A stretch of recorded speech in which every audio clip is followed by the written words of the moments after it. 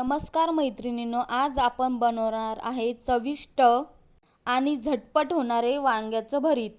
गावाकडची चव अगदी घरच्या घरीच।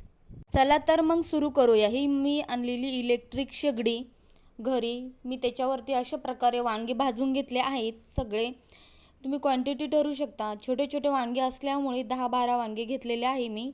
तुम्ही 1-2 वांग्याची भरीत पण बनवू शकता। मी दोघांच्या टिफिनसाठी बनवायचं आहे, त्यामुळे मी 12 वांगे घेतलेले आहेत। त्याच्यानंतर अशा प्रकारे साल काढून घ्यायची आहे। मी चाकूच्या सहाय्याने पूर्ण अशी साल काढून घेतली आहे। गरमागरमच साल निघते तिची। त्याच्यानंतर मी असा स्पून घेतलेला आहे मॅश करण्यासाठी। ते गरम असतं तोपर्यंतच मॅश होतं, नाहीतर मॅश होत नाही लवकर। असं तुम्ही जाड बारीक हे तुमच्यावर डिपेंड आहे, तुम्हाला जर कसं हवं आहे, पण त्याच्यापेक्षा तुम्ही बारीकच ठेवलेलं बरं, कारण की बारीक याच्यामध्ये मिरची आणि कांदा व्यवस्थित मोरसतो आणि खायला पण छान लागतं भरीत। त्याच्यामुळे पूर्ण असं व्यवस्थित बारीक मॅश करून घ्यायचं असं स्पूनच्या साहाय्याने। हे बघा असं पूर्ण मॅश करून घ्यायचं। मी पूर्ण मॅश करून घेते। त्याच्यानंतर लागणारे साहित्य मी ते अशा प्रकारे हिरवी मिरची त्याचे देठ काढून व्यवस्थित स्वच्छ पाण्याने धुवून घेतले आहेत।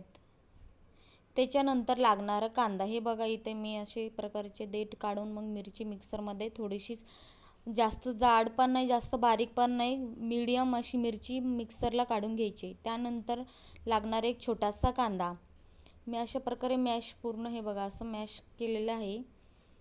त्याच्यानंतर मी करणार आहे तिथे कांदा कट। अशा प्रकारे कांदा कट करायचा, जास्त बारीक पण नाही आणि जाड पण नाही। हे बघा इथे मिरचीचं वाटण आणि अशा प्रकारे मी कांदा कट करून घेतलेला आहे। जास्त बारीक पण नाही आहे आणि जास्त जाड पण नाही आहे, असं मीडियम साईजचा तुम्ही कांदा कट करून घ्यायचा आहे। त्यानंतर मी इथे ठेवणार आहे कढाई गरम करायला।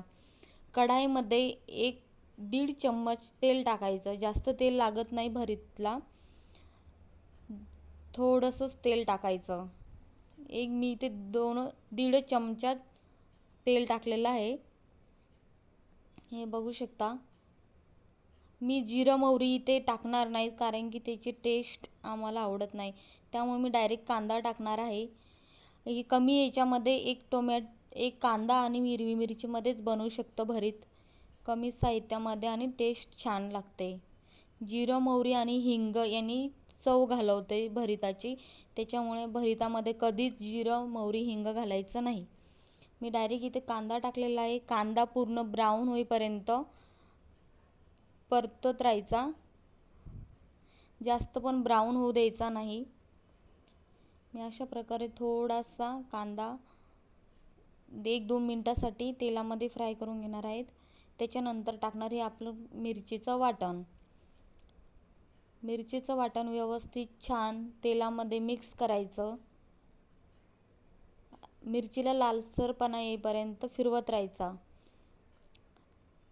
त्याच्यानंतर थोडीशी चिमूटभर हळद घ्यायची, जास्त हळद घालायची नाही, त्याने थोडंसं हळदीचा, जास्त हळद झाली की उदगीर लागते, थोडंसं एकदम म्हणजे टेस्ट वेगळीच लागते तिची, म्हणून थोडीशी चिमूटभर इथे हळद घालायची। मी अशा प्रकारे इथं व्यवस्थित छान हिरवी मिरची आणि कांदा मिक्स करून घेतलेला आहे।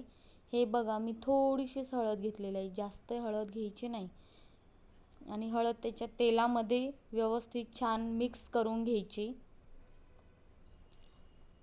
हे बघा अशा प्रकारे हळद व्यवस्थित मिक्स झाल्यानंतर आपण त्याच्यामध्ये टाकणार आहेत आपण मॅश केलेलं भरीत।